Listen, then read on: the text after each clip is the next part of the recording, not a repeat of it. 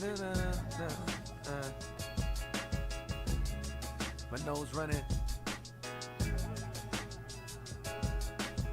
Got my shades open. It's a whole skyline in the city's right in front of my face. Yeah. I'm in a zone this year, it's all fire. Nigga, check my attire. Your worst fears confirm. Your reign at the top expires this year. No application, I'm higher this year. This in dedication to that bitch to slash my nigga tires. Oh yeah, I knew about you. Bitch, I knew about you. Came up on a good nigga and he ain't have a clue about you. Try to tell the nigga. Yo, what's good? What's good? I don't know if Victor's still in here, but what's good, Vic? What's good, Magic? What's good, No? Revert, Azahar, and then Luis. How's your B-Day? B-Day was chilling. B-Day was chilling, man. Hit the beach on my lonesome. Had my Bible, had my book. Worked out in the morning too. Worked out more in the morning too, most importantly. Hold on, I got a stain on my lens. Hold on.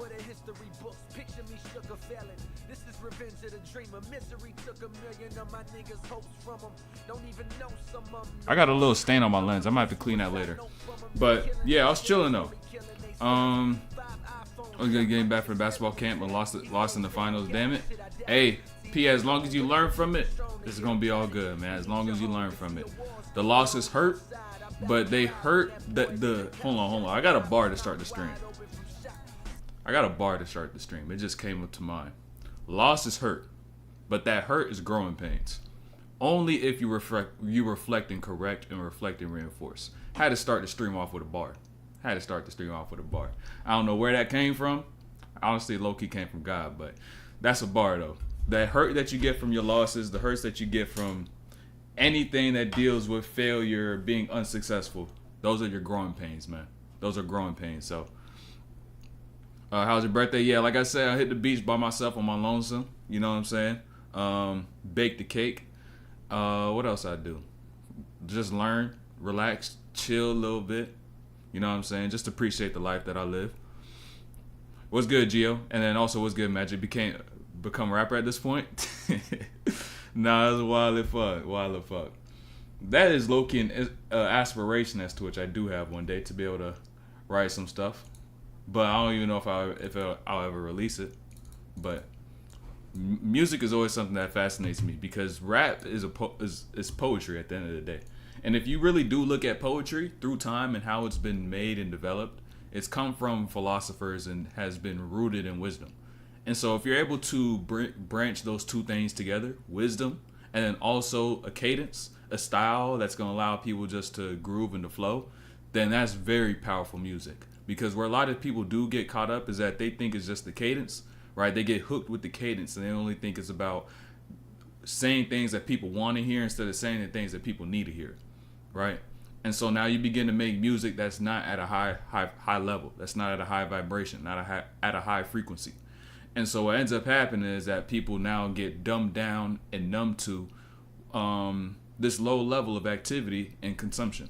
And so what ultimately happens is music as to which people are now beginning to follow and pursue negative patterns with. So, but too much for me to say. Don't let him fool you. He's a rapper on the low. On the low, Zay. Remember the Mexico freestyles. On the low. We don't speak about it. Brown be saving Team USA. You know what's crazy? Buddy's 40 years old, dog. Buddy is 40 years old. 40-year-old number one option. And I'm really curious. I don't even worry about my perspective when it comes down to this. But what do y'all think? Like, what's y'all's? How does this impact LeBron's legacy to y'all? Like, what does this make y'all think when it comes down to Bron's career in its entirety? Like, from start to finish. Because a lot of people just like to point out people's peaks. But when you look at someone like Jordan, who had a crazy peak, who had a couple crazy peaks, but then he did have a mean valley and a mean dip on his way out. But Bron is like, he peaks, and he barely is declining. Like, numbers still there, impact still there, skill set, IQ still improving. Like, he's diversifying his game and improving in ways as to which is like, yo, he's still elite, still top 5, top 10 maybe. You know what I'm saying? At least top 10. Top 5 will be debatable. If you put the right pieces around him, I still think we say Bron is top 5. But with the roster as constructed, I don't think we're going to say he's top 5 just because how he looks like with this team. But I'm really curious how this is going to play out in like 5-10 years time when he's gone and then people are like, yo, nobody's able to do what he was doing. And we're just taking the shit for granted. So congrats on 40K. Hey, appreciate that. We on the road to 100. I ain't acknowledged the 40 too much. I did a little bit because the low-key was a little crazy. Just seeing the sub count go from 0 to 40,000 and now it's still climbing. You know what I'm saying? But as a whole, we still on the road to 100K. And remember what I said, 100K. Kobe giveaway. I'm doing a Kobe giveaway at 100K. May fuck around and give away 2 pairs. I don't know if that's how I'm feeling. I may fuck around and give away 2 pairs. So better stay tuned for 100K. What do you think of Gilbert's comments on South Sudan? What did he say on South Sudan? I didn't get to see that. I was not in tune this past, I don't really be in tune at all. What did he say about it? Give us the spark notes. Birthday just passed too. Hey, we got the same birthday, gang. Space Dubs, we got the same birthday. And then hold on, you said Rollins said, oh, his is on the 26th. 2 days away, your birthday 2 days away, gang. Watch South Sudan game and then Germany versus US. I didn't know Bron was like that. Y'all still be undermining what Bron could do. If you really watch the game, even with the Lakers, you'll know he's still like that. He is a fraud in many ways. Hey, Z, you're capping. Makes me think he's legitimately top 5 in the league based purely off of ball IQ.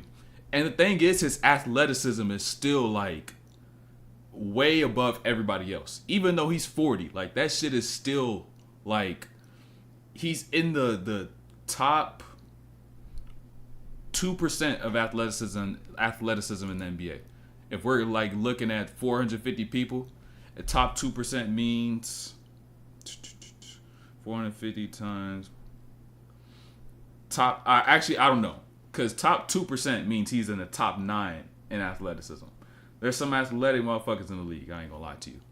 I would say top probably 3%. That's probably around like 12 people. But then you also got to take into account the age and the fact that he knows how to use his athleticism and when to use it.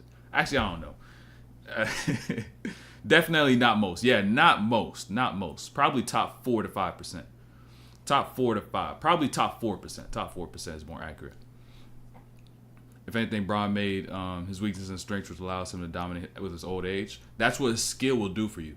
I don't think people understand, but that's what you should do with skill. Let me say that. Is that as you get older, you improve in these things as to which you can have control and direct impact on how well you do it, right? Like shooting. If you get the reps up, 1, and then 2, you get the proper reps up, knowing which things you must fix, how to stay disciplined as a shooter, certain things to avoid, certain things to stay true to in these different type of scenarios and these different shots, training your mind for these different situations. Right? That's something you have direct control over how good you are with it. So if anybody says they can't shoot, it's just because you haven't invested the time to learn how to shoot. Anybody could shoot, I guarantee you. You just got to figure out how you need to shoot as yourself, right? So going back to what I was saying before, things you have control over.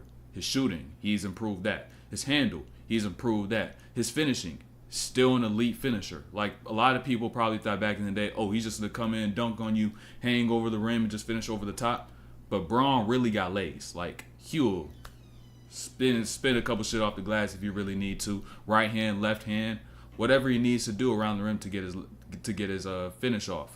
So he's improved that. His IQ is of course gonna continue to improve because that's literally just studying, right? Investing time to learn the game. And so those are the things as to which you could have direct impact on, but people don't really want to put the work in and just label themselves as, I'm not good at this or I'm not good at that. So, and I know it could be improved, not just because the people I done seen do it, but even I've been doing it for myself. Like, I've just seen how I've been able to improve in a skill when you actually focus and put your mind to, all right, I'm going to get better at this. And then, okay, I got this. All right, let me get better at this. Let me apply the same attention to this, the same effort and energy. So, top 15, yeah, I agree with that. Pat, I requested this exact vid, and your coach, trainer, content creator actually reads, review, comments, you responded. Thanks, brother. No, God bless. Hey, I think I probably actually did see it in a comment, but it was Team USA, and then also I remember I seen some stuff about watching Steph as well. Steph didn't have like a crazy good game, but he had a lot of things in here that, especially if you're a guard, it's gonna help you a lot.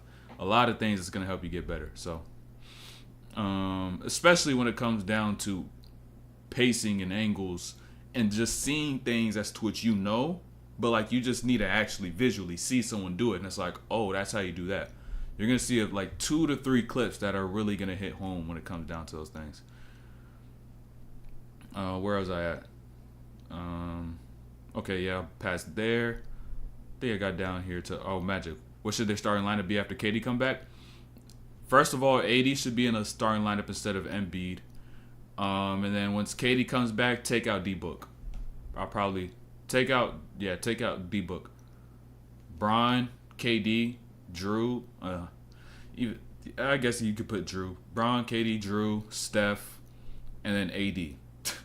Come on, man. That's the best 5 they probably got. And you low-key have Steph play the 2 instead of playing the 1. Have Bron play the 1. So like I said, Bron, Steph, Drew, or Bron, Drew, Steph, I don't know, whatever order you want to put it in. Then KD and AD. That would be insane. That would be an insane starting 5. All right, Jordan, you said me and my friends were talking there saying Curry is better than Kyrie. I said Curry is greater, but Kyrie better at basketball. Is that a valid take? That's valid. Greater, and then you say Kyrie is better, more skilled. I see where that's coming from. That's valid. I'll say that's valid. Because you can't say Steph is more skilled. Like as an individual player, right? When you're comparing skills and the ability to score from different ranges and the ability to just do different things, you can't say Steph has more to his game than Kyrie does. You can't, as an individual. But when you put him in a team setting, that's where the greater part comes in. Because how fucking good Steph is when it comes to shooting. And how you're able to use him, his ability to find his spots, his gravity that he has from his skill. Like, that's a completely different thing. So I'll say that's valid. Bron, Steph, Tatum, KD, Anthony Davis. Tatum is valid for Drew. Tatum is also valid for Drew. I'll just say put Drew in there because he's not going to be someone who may mess up like the flow of certain things. But, you know what I'm saying? You could honestly put Tatum in there. You could put Ant in there because if you really just want to throw in a lineup where it's like, yeah, we're just going to get busy. I'll say fuck around, just put your best 5. Like the other teams, they just put their best 5. They're not sitting there like, oh, this player is going to be better for that player because his ego. No, they just put their best 5 out there because they need to put their 5 best against this team that's just stacked. So if Team USA did the same thing and took the approach of let's just put our best players out there and they're going to figure it out because that's what great players do, 1, and then 2, they also do have a mind to where it's like we got to win, right? You just have 5 dudes out there trying to hoop, kill, and win. They're going to figure that shit out, so. Yeah. And I also say AD instead of Embiid because Embiid has bad tendencies as a 5 with this type of team.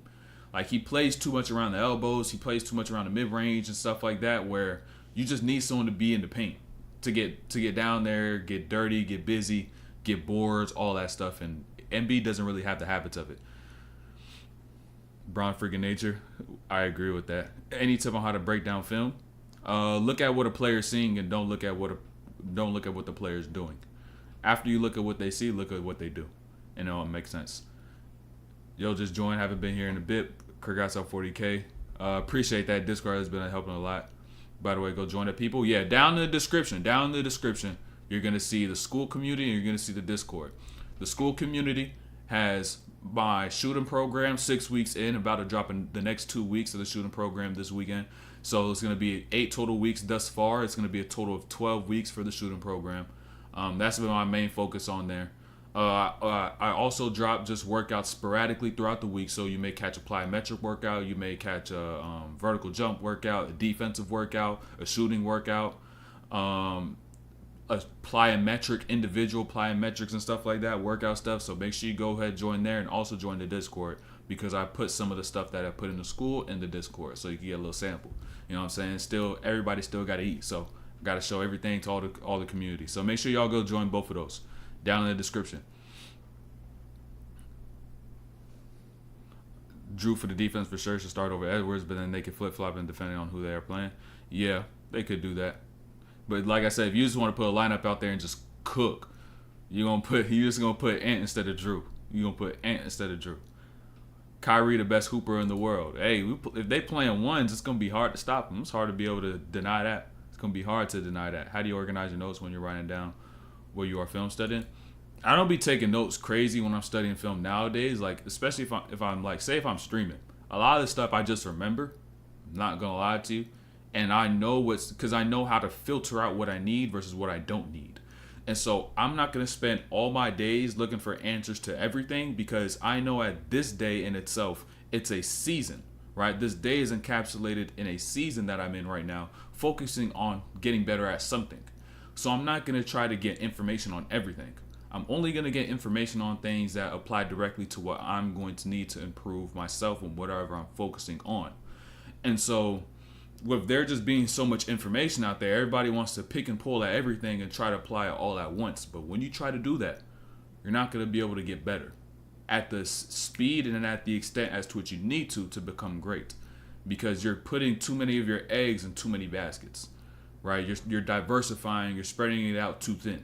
So now what's going to end up happening is that without that focus, you're not going to be able to become elite when it comes to a skill, you know?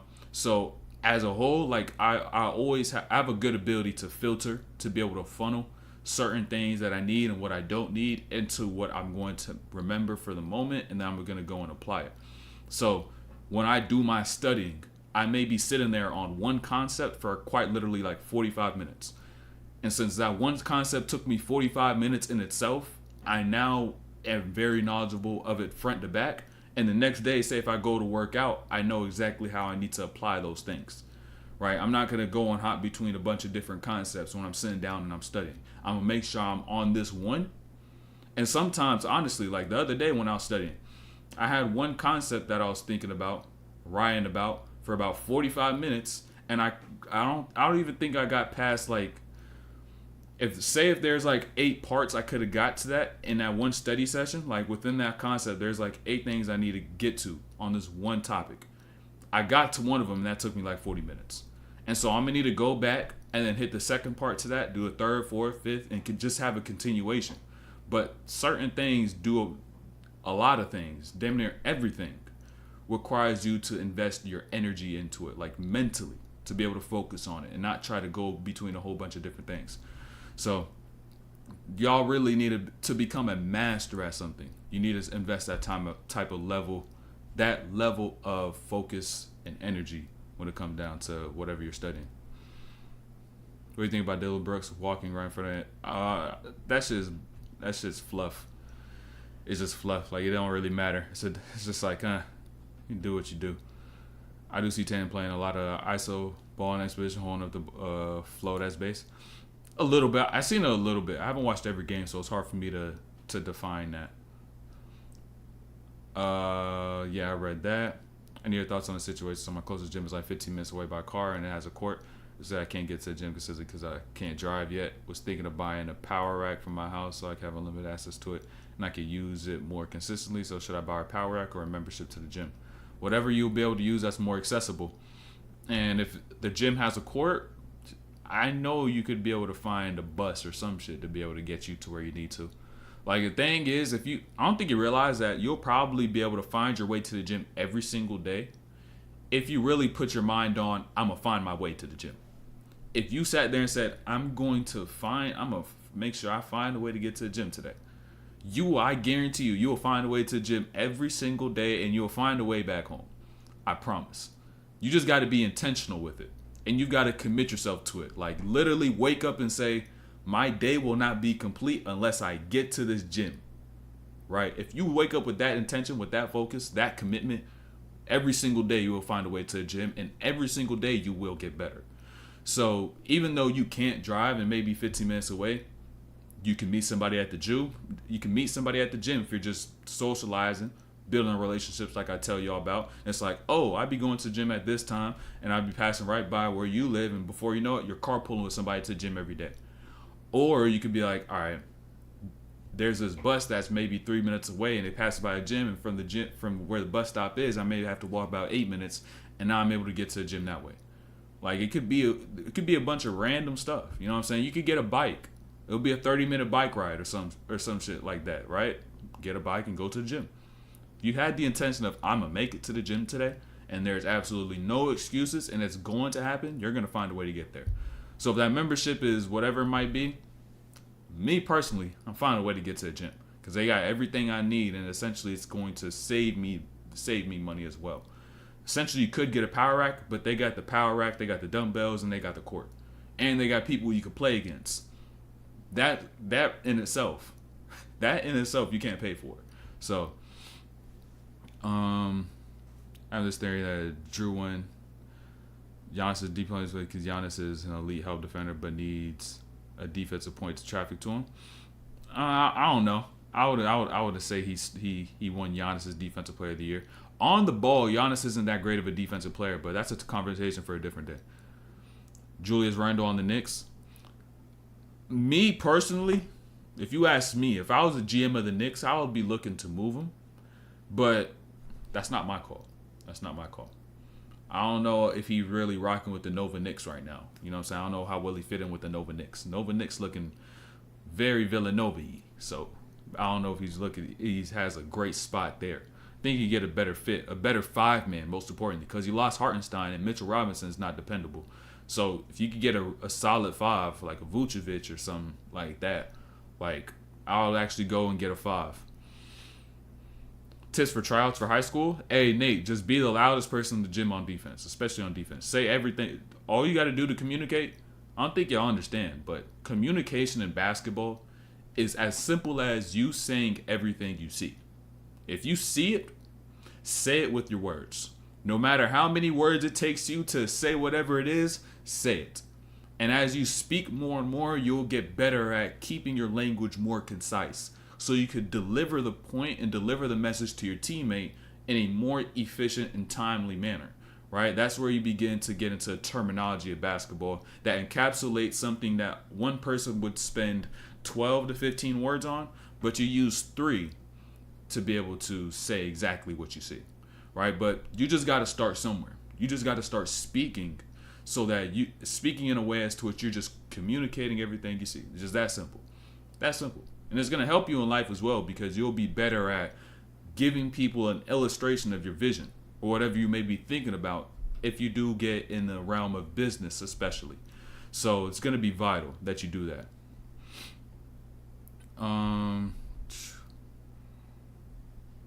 Luka is, but it's a tricky thing because he's able to do it against a vast number of people because the size of his frame. So like he's good at using his weight, but with his frame, he's able to use it against a bunch of people, and the speed as to which he moves isn't necessarily the space or the pace as to which most people move. So it could get a little tricky. Travis, appreciate the sub. But yeah. We should go hoop Sunday, Pat. I ride this city bus to the gym. I mean, I'm in Orlando. I be hooping. I work out every single day. So, one more. Okay, I was there. Do you have any tips for trials? Yeah, I got that. Yeah, boom. They seem like they faced Halliburton out the rotation last few games. He could contribute better. And who do you think may have been a better fit on this team? I mean, just Jaylen Brown keeping Kawhi, because they just cut Kawhi. Like you just get players that Jimmy Butler, like you get dudes like that. Like I don't know why I would have got Jimmy Butler over Derek White. He would guard his ass off. Like he'll hustle his ass off, and he won't care about scoring because he's like, oh, these dudes. He already knows these dudes are more skilled than me, so I'm just gonna chill, sit back. They score, I'm gonna do all the little things. I would have got Jimmy Butler. That's me personally. That's just me personally. I don't know what they was thinking. I don't know what they was on. But they could do them. Also, let me get this posted because we about to start this breakdown. We about to start the breakdown in a second. So, Get it here. Boom, boom.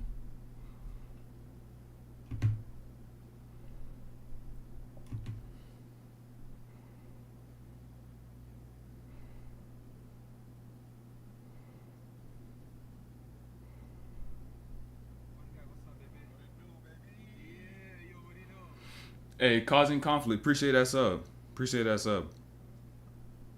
Let me get that pulled up. Let me get this here.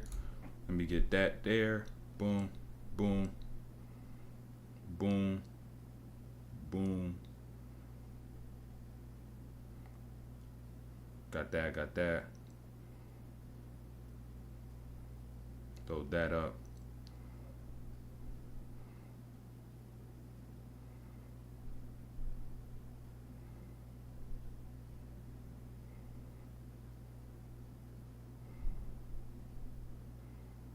Got that. Give me 1 second.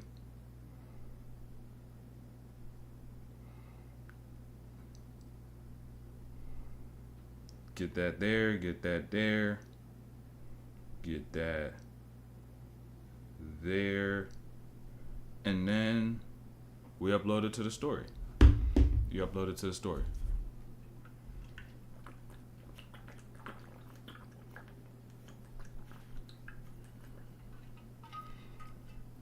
Yeah, I think AD should be in the starting lineup. I think he should be in the starting lineup. Most definitely. How players like Mike, Kobe, and Bron are always able to access their flow state every game. Does that come natural, or is it a game ritual? It's not necessarily a game ritual, nor does it necessarily come naturally.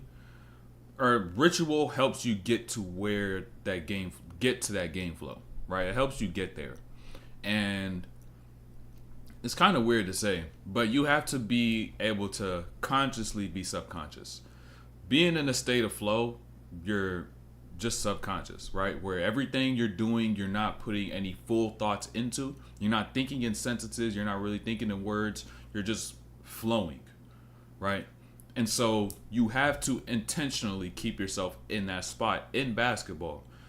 And the only way you're able to stay there and trust yourself when you are there is by the work that you put in and the habits you've been able to create, right? And so it really boils down to how much you're able to do for self prior to even getting into the game and all the practice. So that by the time the game comes around, you already know your habits are at a high level. You already know that you're sharp. And you don't have to second guess what the decision that you're about to make every single time you come down the floor. So you have to be intentional when it comes down to it. And it's a skill mentally to where it's something as simple as you thinking about one little thing that happened at home in the morning, or the fact that you may have got into a little disagreement with a friend or a girlfriend or some shit like that during the day, family member, brother, sister, or something, where that thought could pop up randomly in that course of time. And if you're not able to cancel that and get right back to where you are, then that could disrupt your whole flow. Right? It could disrupt your whole flow and get you right out of where you need to be. So, let me also get this posted in the Discord. Right quick. Breakdown. Get that there. Then boom, boom. Got that. All right, you got a chip on the shoulder this year? You talking about Jimmy? Nah, I would have snagged Jimmy most def. I would have got Jimmy most def, but I don't know what political stuff be going on and people be playing favorites and shit. They were here setting crazy screens and creating mismatches. They weren't creating crazy mismatches. Team USA was just not guarding, bro. They was just not guarding. Like, they had so many times where it was just like, you could see the lack of effort defensively. They just like kind of give up on plays. They don't box out, give up offensive rebounds. They got to chase someone over the screen. They got to communicate. It's the little things. It's the little things that add up for Team USA that brings them right to the level of their competition. They should be destroying these dudes, but I guarantee you, like, they're lacking the little things. Especially if you're able to be. If I was able to be there and just to hear and see and with my own eyes and my own ears what's going on, it's the little things, bro.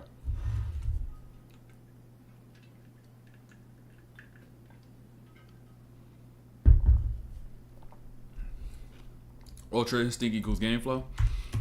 Damn near. But instinct is built. A lot of people think oh, instinct is just something you don't put time into. You could literally, you could be conscious about what you're putting into your instincts. And I don't think a lot of people understand that. But let's talk about Braun, though. I got half of this breakdown around like probably, what, you got 7 minutes of clips? 4 minutes or so are probably just Braun clips, understanding how Braun is just still able to play at this high level. And there's one thing that really stands out, right? So we know Braun as one of the most cerebral players of all time. And when you mix that in with his athleticism, that's what's able to bring him to GOAT status. And so when it comes to playing with Team USA, one thing that he's able to do that his teammates aren't able to do is translate the tendencies of his teammates, who are formerly his opponents. So now when I'm playing with them, I know how to play with them. And so on a play like this, right, you're going to see the flip side of it from a teammate in Devin Booker. And so you got this action here, Booker setting the screen for Curry. That's going to be a bit of a fluff for what you're about to end up seeing later, which is now Book coming from this screen off of Embiid. And now think about the concept I just talked about. Knowing the tendencies of your opponents who have now turned into your teammates, right?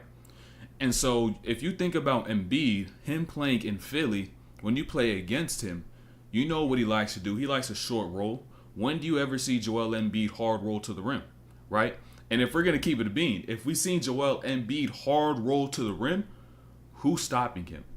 And yet he still averages 35, which is the crazy thing, right? That's the crazy thing. He does not hard roll. He does not impose his will and use his size and just dominate around the rim, yet still averages 35, right? And so if he did that, that's a different story. That's a story for a different day. But going back to this play, when Book comes off this screen, he sees two. Now, this is not no Jock Landale. This is not no DeAndre Ayton. This is not no Jusuf Nurkic. This is Joel Embiid. And so the decision D Book is going to make, I'm going to throw that in that pocket. But Joel Embiid doesn't hard roll. And so what you're able to see Braun do, especially when you see him play with Steph, is be able to understand his tendencies just as a player, right? And not just as, oh, this is someone I've never played with. I got to figure him out. You already know him. You've been playing him for years and years and years. So now you're just playing with him. You got to change what's going on up here mentally and start making the right decisions. And that's where Braun is able to just be a step ahead of everybody that he's playing against, playing with. And it's even what's brought him to be a number one option at the age of 40 on Team USA that's filled with youth and young stars, but yet he's still the star. Crazy thing. That's just the first play in itself. You're going to see that especially even on Steph's part. He's able to do the same thing. Like, oh, this is this player, this is that player. I'm able to make this adjustment. It's crazy.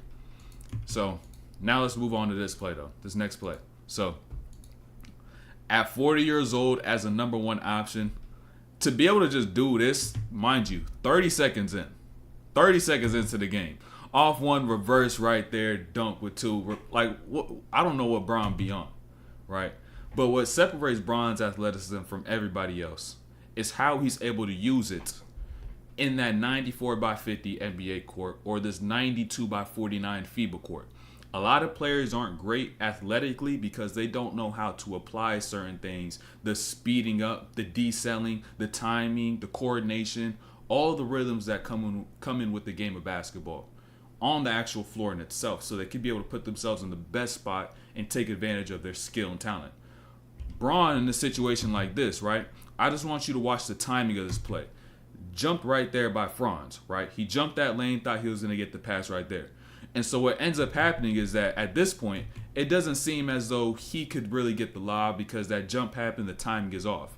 But yet, what Braun is able to do in order to get that lob is adjust his pace and the steps so that he could still be able to get up and grab that. So after this, right, watch Braun's steps, watch his strides. He takes 1, 2, 3, and then he slows down those last 3 steps so that he could be able to time that pass in the air, still grab it, and get that dunk. The ability to apply your athletic ability, that's a skill in itself.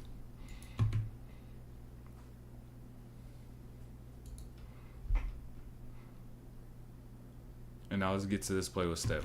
Seeing LeBron play with Steph is magical, bro. Honestly, it is magical. It's crazy. But pay attention to this. So now, with Braun being the initiator on this play, you got Curry on this left side. it's important that Bron keeps his action spaced out to this right and doesn't bring it to the middle, because when Steph gets these pin downs, he likes to curl to the middle. But in that curl, you got Tice right there, and he's clogged up Steph's entire lane, right? So Bron just maintained his positioning on his right side. It would have gave Steph more opportunity when he got the catch off this pin down. But nonetheless, right, Steph is still able to do what Steph is able to do simply by him being able to utilize his body so that he could be able to not be pressured by the defense. So pay attention, right? Go back one last time. After Steph has no options from this by Bron, bad spacing, Schroeder up and tight to his body. Watch what Steph does, right? While he's being pressured, Steph decides to get his base wide, get his off arm out, and stay in the same spot so that Dennis Schroeder cannot change where he is and could give Joel Embiid a still target to screen. And by just him remaining still, Schroeder can't really get through that, forced to go under. And now Steph is able to navigate around Tice because Tice is just too slow. And he ends up getting fouled and getting sent to the free throw line. All built off of Steph being able to use his body. He got his base wide, so he covered more room. And then he used the off arm to keep Schroeder off of his body. And at that point, he doesn't need a move. He's not going to panic. He's not going to get out of his pace. He's not going to be rushed. He's going to be in the perfect mindset necessary for him to be able to make the best play possible.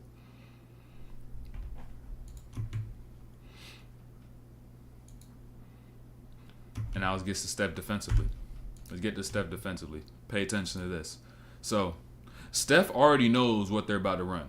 Back screen right here. Okay, I'm going to make the switch on the fronts. But all because your body's in the right spot doesn't mean you're doing the right thing. And so Steph, when he makes the switch, keeps his hands down. And so now the ball has a lane to get to Franz. And even though you're in front of him, it's not about where you are in accordance to him. It's about where you are in the entire spacing of the floor and being able to prevent a pass from getting to wherever he is, especially when you're in a spot that's vulnerable, down there right in front of the rim, and it's a size mismatch. And so you're going to notice Steph here after this play, notice, all right, that's on me. I made the switch, but I didn't take away the lanes by switching with my hands up. And that's why your coach always tell you, keep your hands up, right? That's why your coach always say, I kid you not, this is something when I was in high school that you hear all the time, right? Hey, all the high school coaches, you know damn well they say, keep your hands up, off the ball, hands up, show your hands. This is why. Steph switches on the Franz, pass goes high. He can't even do nothing about it. He can't stop that layup because he just simply didn't have his hands up. Simply didn't have his hands up. You can literally stop plays that simple. Get a hand up, you get a stop. But now I want to talk about this ISO right here by Bron. You've seen this probably 3 times when Bron tried to ISO and he tried to cook, right? So pay attention. Now, with FIBA having a defensive 3-second, these isolations for these NBA players become completely different. Because usually what happens, they try to time this drive with whoever's 2-9ing out here in the paint. But what happens now is that there's always going to be somebody in the paint, and you can't time that, right? They're just going to go whenever they feel they need to do so. And there's always going to be someone on that midline on that nail. So when Bron gets into these attacks, you're going to see just a lot of hesitancy, a lot of second guessing. He's not really going to be able to find a good angle. But notice what Drew Holiday is going to be able to do. And this is something that's going to be vital for Team USA going forward. Anytime you get into ISO, you need that movement so you can move those players out the paint and you can just make your defense entirely tougher to guard. So whenever anybody does try to go ISO, they actually have some sort of angle and they're putting pressure on the defense just by the movement in itself. And now another time, right?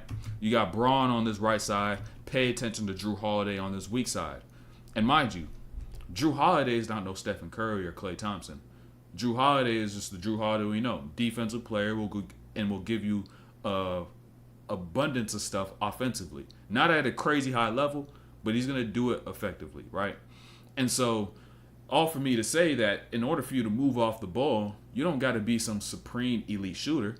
This is just a fundamental basketball all players should be doing, especially now with how much ISO play there is, right?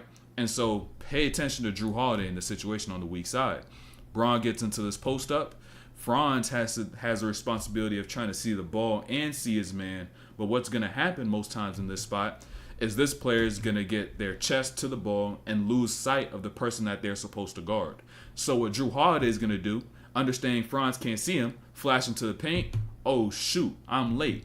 He goes up, step up by Tice, and then after that he relocates again back to that corner because Franz still ain't pick up on him. He ends up getting a 3. Just relocating. Something that simple. And if we're playing with someone like Bron, he's going to find you. You know what I'm saying? He's going to find you. And if you got a teammate, I know we all don't play with a LeBron James, right? We don't play with LeBron. We don't play someone who has that level of IQ, that passing ability, the height, knowing how the angles, both hands. We don't got that player. But the best thing you could do is do the right thing. And if somebody misses you, you tell them, yo, you missed me right here in this spot. And as time goes along, as you continue to correct their bad behaviors and habits, you'll end up being found in those situations. And if they still don't listen, that's on them, and the coach got to make an adjustment. But just do what you need to, right? Keep yourself a threat, continue to move without the ball, and make the right plays yourself.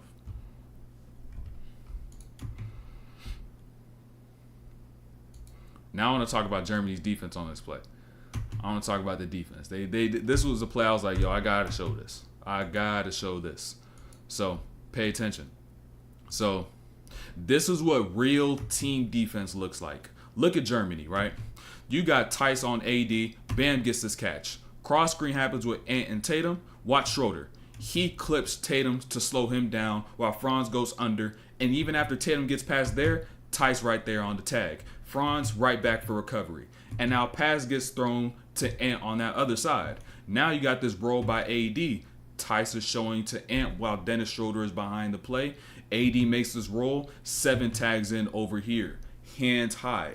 Limit the passing lanes. And now the ball gets thrown up to Bam at the top, and they end up settling for a 3. Defense is about the entire team's ability to be able to guard individual players, right? It's not about you guard him and you guard him and you guard him and we all do our own thing, and then as a result, we're able to get a stop. It's, all right, we know we're going to guard a pick and roll. We know we're going to guard a pin down. We know we're going to guard some cross screens, some UCLA cuts maybe even, right? We got to make sure that we take care of one another. We help one another so that we can get right back to where we need to when guarding all these actions. And if you continue to think of defense as a me versus you thing and not a us versus you or us versus them thing, that's when you're going to lose.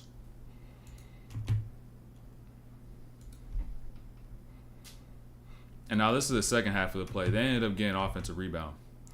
Average 28 to 31. I won't be surprised at 28 to 31. I won't be surprised at that. But ridiculously good. Yeah, I don't see him getting about 30. Ant plays both sides, so it's going to be hard to really do so. And he's got pieces around him. Unless he gets in a spot where he loses some offense, he's going to have to get 30, but I don't see him just calmly getting 30 like Shea will do. But this is the next time down. Now I'm shifting to Team USA's side, right? Shifting to Team USA. And so you notice that Ant just has no conscience when it comes to attacking and scoring, regardless of who he's even playing with. Like, he's going to go because he knows what he's capable of doing. And so in this action here, you got Dennis Schroeder on the ball. And understand, right, this is where height comes into play. You got Anthony Edwards with the pull-up jumper going along the baseline. Tice is in front of him, but he's still trying to guard AD in his role. He wasn't fully committed. And you got Dennis Schroeder who's getting back into the play. To use a dribble pull-up to its maximum effectiveness and to the point where it's nearly unguardable, you got to understand who you're going against in the situation that you're in. Ant has Schroeder behind the play. He's had the steam to get to his 1-2 and a stop, and he just cannot really contest that. He can't contest it. Not just because of the height, also because the lift that he gets and how many times he's even put that shot up in his individual workouts. Tough to stop. It's just tough to stop. And so that's just automatically going to be a bucket. It's just going to be a bucket. Damn, beat that shit. Hold on, let me see. So before a game, would it be good to tell your teammates what we should do as a team to deal with not just one-on-ones, but pick and rolls, offensive actions? Yes, it will be. Yes, it will be. Especially when you know the type of defenders you're going to go against. So like if you're doing a lot of pick and rolls and you got a big on that other side, right? Oh, we're going to see drop coverages. meaning that these rolls are going to be open, maybe these short rolls, these plug-ins from the weak side, so you may have to throw the skip passes, right? Tell them what to look for. If you're going against a team that's filled with a bunch of guards and wings, right? This is really for the high school hoopers, right? This is really for the high school hoopers. What you're going to see oftentimes in high school basketball now is teams with a bunch of guards and wings, and they're going to switch everything. And so on your part, right, with that being your opponent, what you got to do when you take that glance down and you're in those layup lines, you're like, that's a pretty small team. They're probably going to start about 3 guards and 2 wings, right? They're going to be playing 5 out, which means when they guard us, when we're on offense and they're on defense, they're going to be switching everything. So if they're switching everything, what can we look for? Slip out to the rim. Hand off, slip out to the rim. If I'm going to go set a ball screen, they're going to switch, boom, touch and slip. Hip tap and slip to the rim. Or go and pop, right? Because what's going to happen most times is the person who's guarding the ball is not going to do a great job of being there, here, having the communication from a teammate, knowing that they need to drop back and get underneath when they switch onto the player. What's usually going to happen is that they're going to stay all the way up into the ball, up until the point when the person who's coming to do the handoff or set the screen is already there, and they clear that handoff, they clear that screen, then they get on their way back to you. But if you just go up and just think you got to set a normal screen, hit them, and then roll, or just hit them and stay in one spot, you're not doing your team any good by doing that, right? Hit, tap, slip out to the rim, hit, tap, pop out to the 3. Most likely, go to the rim, make sure they stay on that top side, right? You can maintain contact, show a hand, and then you're going to see help defense step over. You face the rim, make a play. Right, face the rim, make a play, may get some cuts along the corners, whatever it might be, spot up threes for your teammates. But that's the way you got to attack and the way you got to think before you even play a game, right? Literally just by seeing personnel, you'll be able to already judge how a team is going to play you and who you may be even going against. And so you could take the same exact concept I just said, and the beautiful thing about it is you could think about it from the other side. You could think about it from the other perspective, and knowing that if we're playing defense and they're on offense and we got a small team and we're switching a lot of actions, I got to make sure I drop back and I could get under and I could go and switch. Or if we're not even going to switch, we got to make sure we got our coverages sharp, whatever it might be, right? So I don't get burned in those situations. So something as simple as that. You could, anything I'd say down there, you could, really everything I say, you could flip it and then be able to use it for the other side of the ball.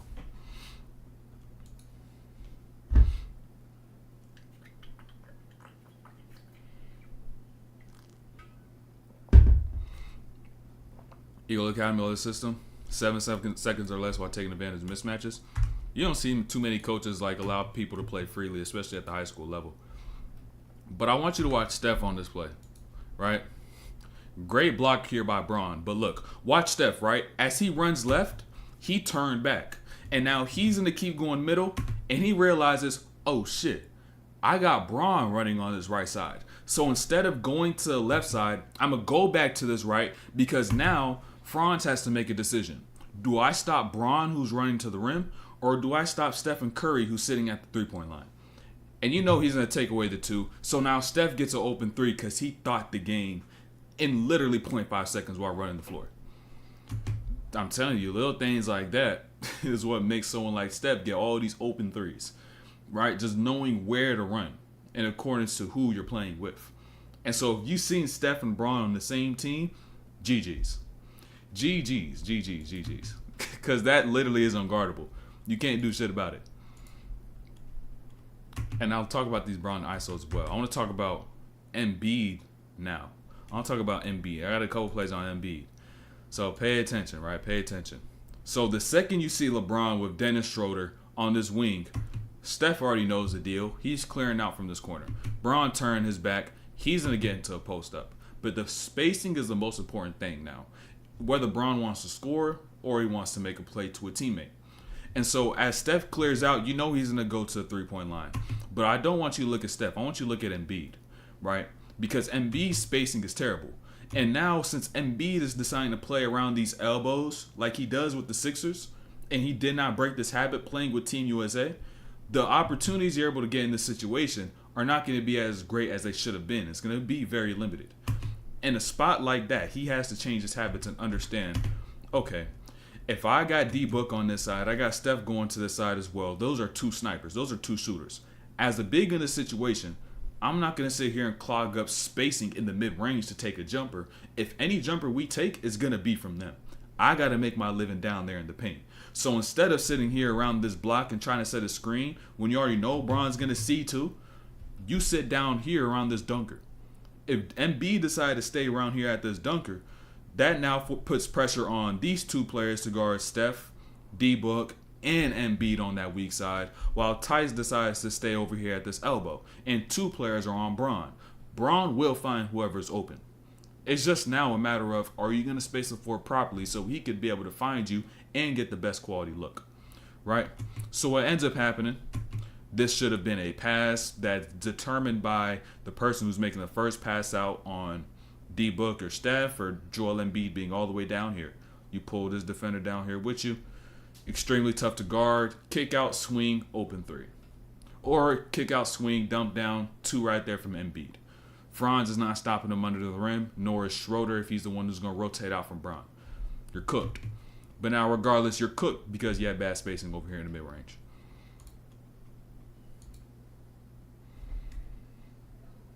And now another play by Embiid, man. Embiid motor, bro. Embiid's motor. This is something I don't even know if he could fix in time. He's just going to have to exert more energy and get tired quicker. So playing with someone like Bron, you know he likes to throw a lot of early passes, right? And watch Joel Embiid's pace, right? Watch his pace up the floor. I just want you to watch him right now, right? That's like a 40%, 30% jog. And if Embiid wasn't jogging right now, that should be a dunk and a two. But instead, he decides to jog because the low motor, bad conditioning, gets fouled early. And now you don't even get that 2 points. He gets fouled on the floor. Gotta run a little harder. You gotta run a little harder than that because that should be a two. That should be a two. Right here on that hit, you sprint out right there to the rim. That's a two. That's just unacceptable. You're giving up points at this point. And you may be like, oh, we're already so much better than them. You're only winning by 4 points. You're only winning by 4 points. 3 points, 1 point. It's coming down to buzzer beaters in this series, and it's not looking too well. So to be able to miss out on opportunities like this because of lack of effort, motor, energy, conditioning, speed, is a bad thing to see. It's just like, because that's something you can control. That's something that's in your hands. Like when you go work out in the offseason, when you prepare for these games, you could decide to up your intensity so you could be able to capitalize on things like that right there. But you did not prepare accordingly. And so you miss out on easy things like that because of habits you developed in your preparation. I don't know how it doesn't irk people when there's something that's directly in your control, but yet you decide to put absolutely no work in when it comes down to fixing the problem that you have, and you have complete control over it. And then you get into a game, you do exactly what you don't want to do, right? You do exactly what you don't want to do. And then when you're in your preparation, what ends up happening is that you do exactly what you want to do, not what you need to do. You just do what you want to do in your preparation. And so what ends up happening is that the results that you get in the game doesn't match the habits that you had in your preparation. And that just ultimately boils down to you choosing to do what's logical and not what's based upon feeling. That's you deciding to choose discipline over motivation when it comes down to making decisions, which is why you see that discipline or regret at the top of the screen. It's a mindset you got to have before you get into your workouts, before you get into your games, all of that stuff, where you got to decide to say, I'm going to align my actions and my habits with exactly the goals I want to achieve, regardless of how I feel in the moment, regardless of what other people may think, or regardless of other people's beliefs and all that other stuff. I'm going to affiliate myself with discipline the whole way through, from start to finish. So when the lights turn on, I'm already great because my habits determine whether or not I'll be great under the lights and not what I do when the lights are already turned on. So just had to go on a little tangent about that right quick.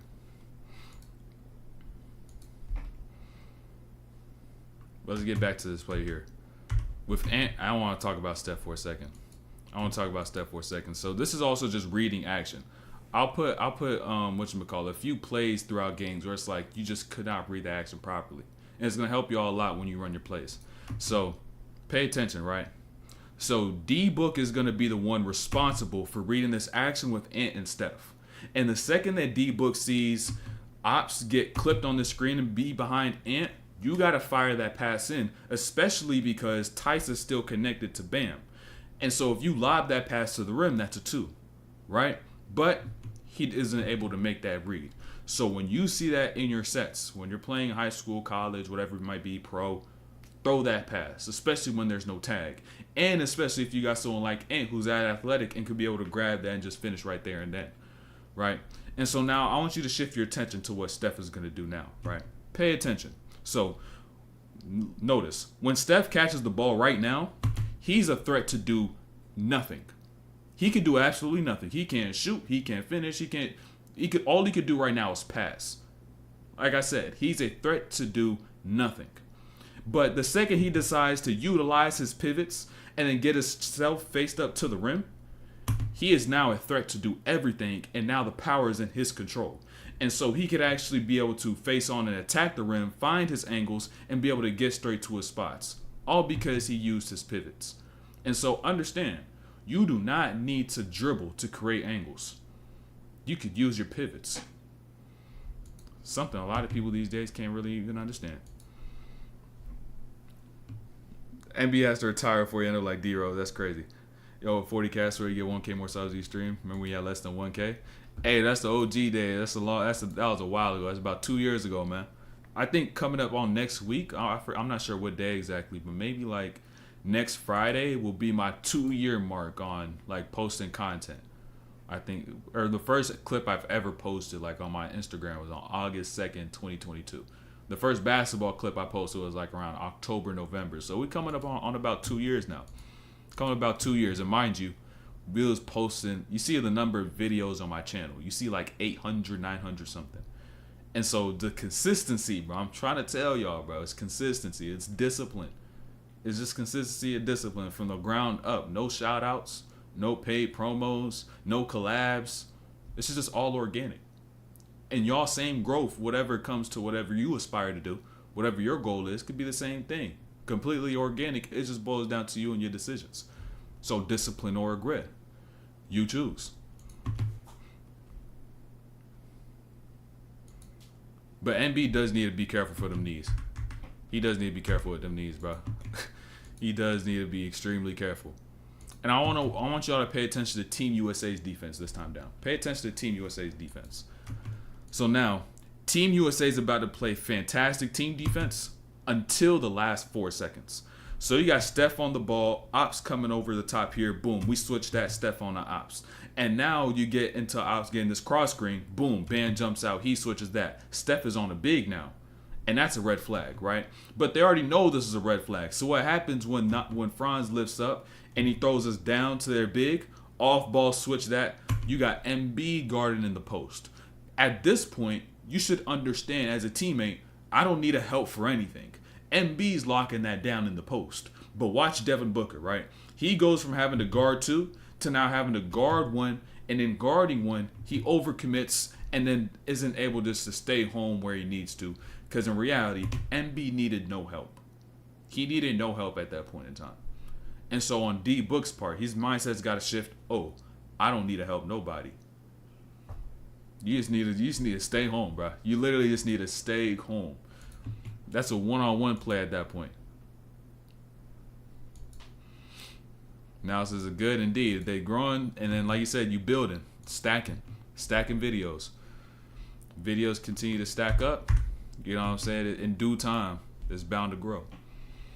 It's bound to grow. And so pay attention to this.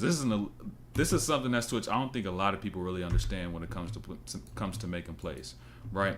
If you want to be a point guard, watch what Bron does. Steph is running the baseline, right? He throws his pass, and Steph hasn't even cleared the second screen and barely got past the first screen. Because Bron knows that Embiid's he's the second screener, right? He knows Embiid's that second screener. And so Embiid's man is not going to step out and take away that pass. He's only going to try to tag for a split second so that Schroeder could be able to try to get back in front. And Steph's going to continue to curl because Schroeder is just chasing him, right? Mentally, you got to know this. when you know plays front to back, every single part, you'll know how to be able to manipulate them. So if you put the ball in the spot to where it should be vulnerable, it can. Because like you've seen there, 7 was literally chest to Embiid looking at the baseline, so we couldn't even see that pass coming. Nor would he even commit if he did see it there. He'll just be too slow. And then he'll throw that down to Embiid if they both jump out. And if Embiid's not there, he would have thrown that down to D-Book, because D-Book would be the one open because Embiid is the one taken away. You know what I'm saying? Just layers to plays. And when you know the entire playbook, it makes everything easy.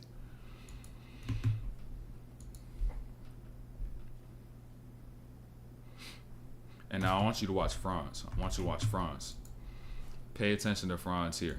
So, this is another very stagnant ISO that we're seeing from Team USA. But watch what Franz is able to do to then bring Braun to a spot of hesitancy. And so as Braun walks down, he has 7 on him. Franz gets that elbow. Arms out wide, most importantly, right? Arms out wide, right? That's why your coach always say, show your hands for plays like this, right? And so when Braun continues to walk down, Franz still looking at both. He's still making sure he sees ball, making sure he still sees his man. He doesn't get his chest to the ball. He's still able to split down the middle. And so Braun gets closer and closer. Franz, boom, stunts out, arms still out wide. Braun gets into a shot, and since he hesitated and continued to gather up, he gets blocked. And what ends up occurring on this other side is now, boom, they kick out the tights right here, trail to the top for a 3. And now at this point, Braun's like, all right. I'm not going to go out looking sorry like I did right there and then. I'm not going to let some number 7 block me from the mid-range and make it look like I'm dumb sorry. All right, give me the ball right back. You know when Braun wiped his hands, right? you know when you see Braun go like this, you know what I'm saying? Wait, licking his fingers and shit. You know Braun about to go and try to get a bucket, right? You know Braun about to attack. And after getting blocked on that side, I get straight into a post-up with Tice. No action necessary. Walk him down, hit him with a fade going to the baseline, just to remind you, I'm still a bucket, and you still can't guard me.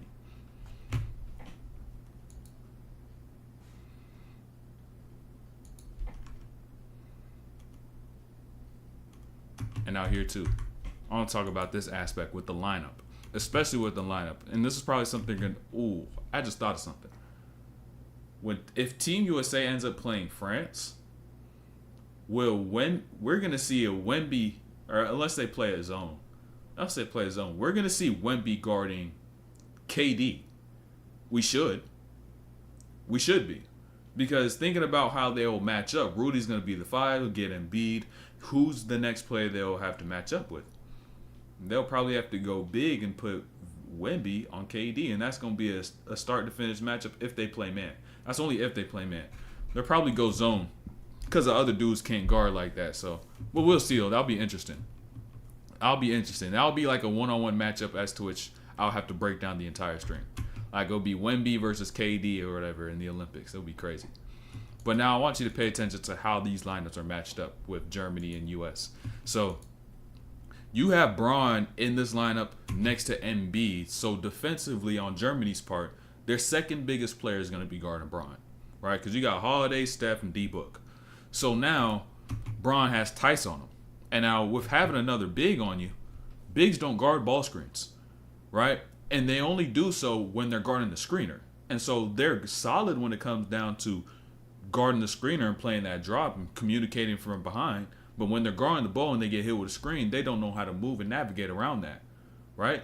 And so Tyson, the situation with number 7 over here, screen comes, little Varejao happens, you don't really flip it. They don't know what to do, where to step up, and Braun gets open for a 3. So that's something in a situation as to which they could take advantage of. The fact that these bigs don't know how to guard ball screens. And they'll be able to create a lot of angles, a lot of advantages. And as long as you just have someone with the ball who can make the right play, like Braun, or anybody really on the floor, right? If that's KD who has a big with him, you could be able to make plays, boom, get that ball swung around, you're creating a lot of easy shots. Just because those bigs aren't great at guarding ball screens.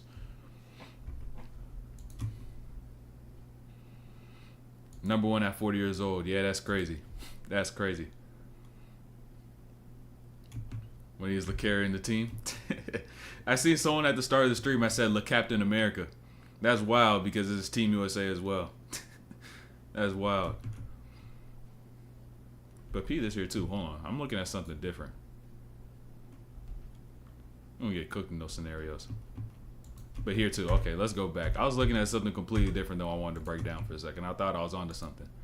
But pay attention here, right? So going back to this concept, right? So FIBA has no defensive 3-second. And so in isolation situations like this, athleticism gets neutralized. Because Bron's looking over the shoulder, seeing Embiid, he clears out. Watch what 7 does, right? He stays right there sitting in the paint, and even when Bron rips through, 7 is not sitting there trying to 2-9 and worrying about getting called for a defensive 3. So Bron steps his speed, he just immediately cuts it off because I'm just going to ram myself through the lane. I'm not going to do all that. And so essentially, like I said, the athleticism is neutralized because you could have players who could stand wherever they want for however long they want. Appreciate that sub, Mo. Appreciate that sub. Look, you forgot to mute those. And I want you to watch Steph for this play on his weak side. And mind you, this is if y'all gonna get offensive rebounds, right? If any of y'all trying to get offensive rebound, this is what you do. Curl through the middle of the floor from that corner. If you're in that corner, right? Because worst comes to worst, if the ball doesn't get into the middle of the floor, you're still working your way back to that other side. So what ends up happening now off this offensive rebound, pay attention to Steph, right? The only reason Steph is able to get here and able to get a layup at the rim and have no contest is because his pace. Pay attention. And since Steph decided to get here and slow down inside the arc, Tice, Franz, both of them are unsure what Steph is going to do next. And as a matter of fact, they're aware of the fact that Steph is in control of all his movements. And so their ability to predict what Steph may do next is not there. It's unpredictable because the pace that he's playing at. They don't know where he's going to go. They don't know a telltale sign of what he's going to do next. There's no way to find it. And so even Tice now has to pull his hands back because he can't do anything about it. Can't do a damn thing. And that's just all because of pace. A lot of people think if I want to get from the 3-point line to the rim, I got to go fast. But in reality, no, you don't. No, you don't.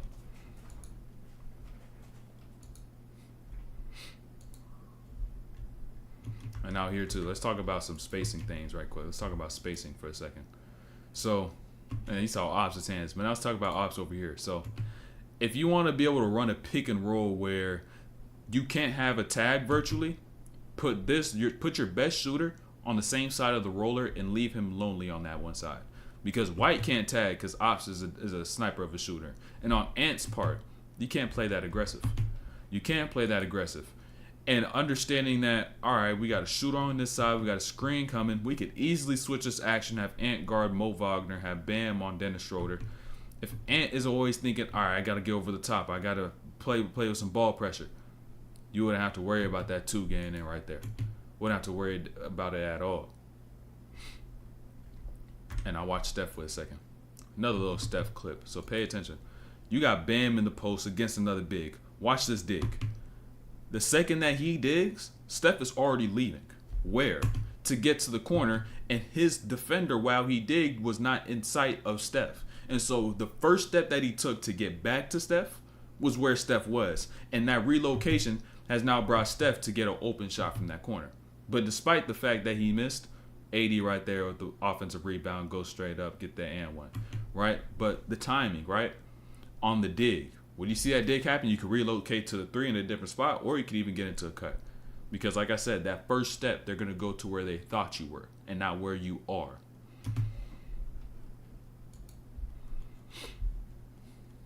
And now right here, this tween by Steph is so crafty.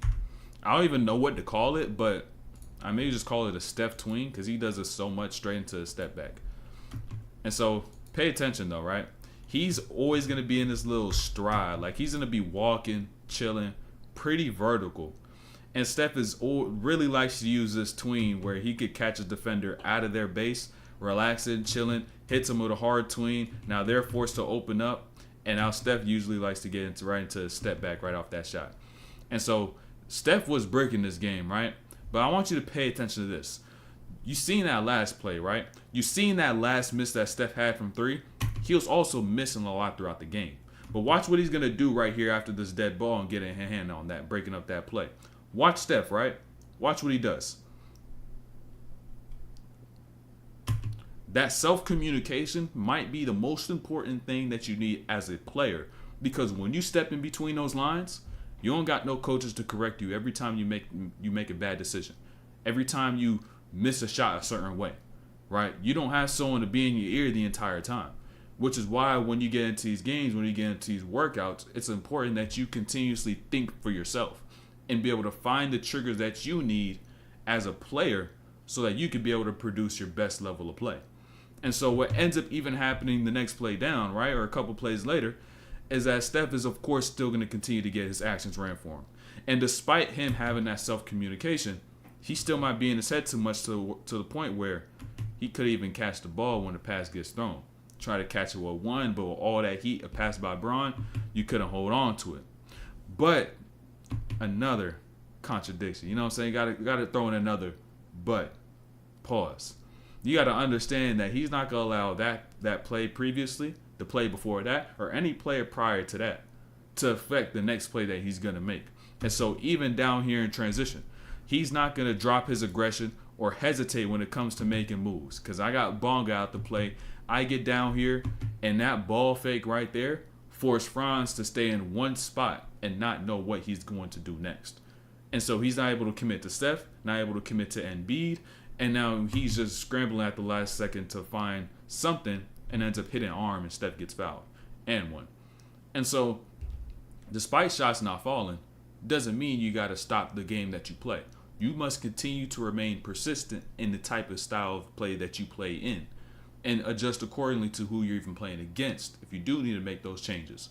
And so all for me to say is that whatever your play style is, stay true to it.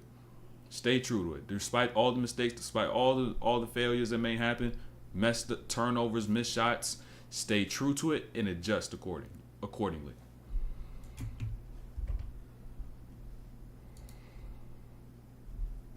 And now let's get it down to this fourth quarter. Let's talk about Bron. Bron scored the last 11 points, right? So understand, Team USA scored 92. Bron scored the last 11. They got 14 points left until they reach however much they scored. But it starts right here while they still have 14 points left until they get to 92. Because now what Bron is going to do, he's going to seek out Embiid, right? He's going to establish Embiid's presence for a few plays down the floor. First time, he gets fouled. Next time, right after that, Embiid gets right here off the screen. He now dumps us down to Embiid here in the paint. He turns, gets into his midi. Boom, finally, Embiid hits a little bucket, hits a little midi, right? And now this play deviates from that concept of the last two. But I want you to remember those last two plays. And I need you to also remember this one as well. Because what Bron's going to see here is what we've seen throughout the rest of this breakdown is Bron gets into an isolation, right? You see what's going on off the ball, right? No movement. Everything is stagnant. And so as a player in the situation, you got to kind of add this to your notes and understand, all right, these stagnant ISOs, attacking someone from the top of the key, allowing the defense to set up, is not creating any gaps. We're not creating any good opportunities. We're not creating any good looks. And so despite the fact that Anthony Edwards he gets fouled, attack the rim, and then gets to the free throw line at the end of this play, Bron understands that from his point, right, I'm going into these ISOs. I got to make sure that when I go and attack, and if I'm trying to get a bucket for later on, I'm not going to sit here and attack in this style when I'm from the top of the key. I got to adjust, right? I got to adjust. And so now notice what he's going to do later at the end of the game, particularly the last bucket.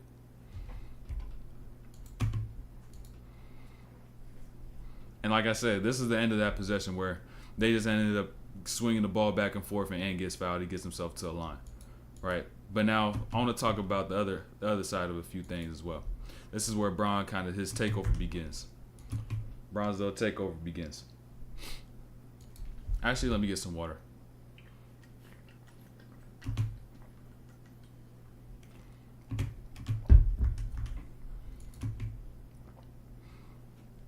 And so, like I said, remember those first two plays I showed you when they have 14 left on the board.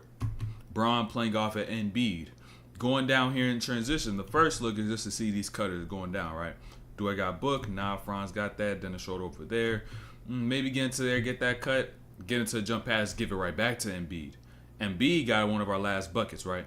And so when Embiid gets into the post this time, I'm not just, of course, going to sit here and just watch him. Be like, yo, just go score. I'm just going to stand here. And we're just going to watch you go and get a bucket. Nah, you got to play off of him. And by establishing that those first few times, Forrest, pay attention. Notice 3 players to end up getting on Embiid in the post, because that's the type of gravity he has. And Bron catches that, rips it through the lane. Boom, he gets that first 2 to start off the last 11 points that he scores. He now gets back on defense, right? Can't slow down, jump that lane. Ops made a bad pass.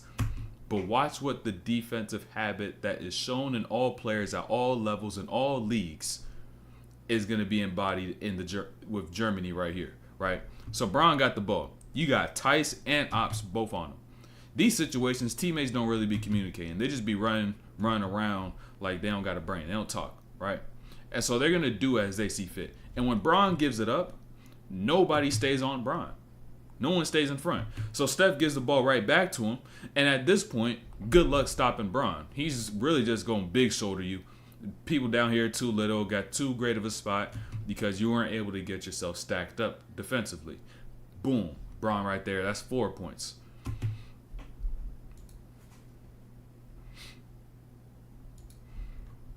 And now little things like here too. Now, if you're on defense and you're not going to literally turn, hit, and box out, at least keep eyes on where your defender is, right? Or the person you're guarding, so that you could be able just to stay between them and wherever the ball ends up getting to. At least do that. Don't just ball watch. At least know where the person that's crashing the glass may be. And so watch what Bron does here too. He has the board right here. He's about damn near neck and neck with the person that's going to end up guarding him. But D Book is the most important player at this point in time, because the time as to which D Book ends up getting spaced is when now Bron decides to go and hit another gear, because he now speeds up, puts his shoulder down for a second. He ends up getting fouled, knows Bron was going to be on the attack, force that strong side corner help, pitch to D Book. That would have been the play if he didn't get fouled. And going back to Book, the reason Book was so important is because his spacing is what's going to allow Bron to even be able to make a play. If someone is not spaced, no play really could be made. And if he decided to go extremely fast the second he got the ball, he would end up getting down there, beating down the defense. But if he don't got a layup, and as all the defense begins to collapse, he doesn't know where anybody is spaced out. So wait for players to get spaced before you actually get into your attack, so you know the outlets that you have if you don't have that lay at the rim. And now Bron gets to the line, ends up knocking down those 2, make that 6, right? Make that 6. And now that's fresh off the inbounds as well. Fresh off the inbounds, they try to get some quick, easy offense, pull that quick shot right there from that corner. Bron just make sure he has some eyes, secure the board, boom, he gets hit right there, offensive rebound. Sometimes the ball just finds you, bro. Sometimes the ball just finds you. And if your intention is, I'm gonna get the rock, there's oftentimes you may just end up getting the ball. It's like Russ when getting rebounds. I know Russ's mindset is, I'm going to go after that rebound and I'm going to grab that off the glass, right, every single time. Not going to get it every single rebound, but he's going to get a good bit of them, and especially the ones that you need. And that's really what Bron's mentality was here laid down in the game. We need to secure these possessions.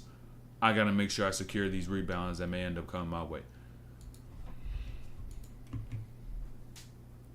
But Bron misses both free throws. So he's sitting right here at 6 at this point in time. He's sitting with 6 points at the end of this game. And so I want you to watch the other players go into their attacks, right? So we already seen Bron get about 6. Thus far towards the end of this game. But now we're going to see the other players begin to get into their own looks. And so now, first play here, we got Ant. When Ant gets right to off this screen, pay attention to his weak side, D Book. You got Joel Embiid rolling to his left, one person in that weak side, pass gets stolen. That's not on Ant, though. I don't put that on Ant. I put that on D Book, right? Because, understand, in a pick and roll like this, D Book is responsible for, or D Book should actually lift up from the corner to the wing, because Franz is going to tag onto Embiid. And if D-Book stays in the corner like he did, Franz could be able to tag and play the corner because the pass is going to have to go through that lane as to which Franz is standing in to get to the corner. So D-Book in this situation should already be up here towards the wing. But since he did not lift, what ends up happening, Franz jumps that lane. And so that turnover is on D-Book. Not really Ant, although I'll say it in the box score. It's on D-Book. And what ends up happening, they call Braun for this foul. That was low-key BS. But it is what it is. 2 points right there. D-Book ain't lift. And now, next possession down. I want you to watch Steph. It will be the little things within plays that prevent you from being able to get a good look at the rim when you get to the rim. So, excuse me. With Steph now having Dennis Schroeder, right? He low-key did travel. Might have been karma. But notice the step that he goes off of right here. Left, going to that left side. That's the first step in his gather. And he's going up into that shot. If he used one more step, he would have been able to get into Schroeder's body, hit him, dislodge him, kill his momentum so that he could be able to go up and get a good looking lay. But what happens instead, since he didn't get him off balance, you get your shot blocked by Dennis Schroeder. Low-key kind of a crazy statement to say, especially being at this level, but he got blocked by Dennis Schroeder at the rim. So now they come down, they end up getting another 2, right? They got another 2. And what ends up happening now is Braun watching Ant and AD in this action on his left side once again. But understand Braun throughout this entire time. The buckets that he's gotten have not been forced. He's just been able to find spots throughout the course of the offense, and he's just allowed players to do what they do. He's just been making the right plays. He ain't really trying to force no buckets, right? Long story short, he ain't forcing none. So even in this action in itself, he's just holding spacing, right? Ant swings that to D-Book, pump fake on that close, gets here. AD gets it at the free throw line, realizes, 1, 2, 3. Braun's got to be open. And then swings it to Braun right there on the wing, just knowing where players are spaced. He knocks that down. All these buckets are not forced until this one, relatively. And so remember the ISO play I showed you, right? Remember the ISO I showed you. The one where it was a super stagnant, he was trying to get busy at the top of the key. This is where you make those slight little adjustments and those tweaks so that you could be able to capitalize and be efficient and effective in these situations. So you got Braun with Dennis Schroeder right here at the top. Usually what may even happen is Braun will turn his back and walk himself down this sideline and get into the post with Schroeder, but you know you're just going to be in rotation, right? They're going to set in 2, you're going to kick the ball out, swing, boom, right? You'll be right exactly where that would be. But now instead, we got Curry up here in this action. He's got Ops on him. Not necessarily to say Ops is easier to score on than Schroeder, or Ops, I forget, I don't even know how to say it. Whatever, correct me if you're German, you watch him hoop or whatever. But not to say that he may be a worse defender than Schroeder, right? But just to be able to create angles. So that first one you don't get much out of. Now you set another one.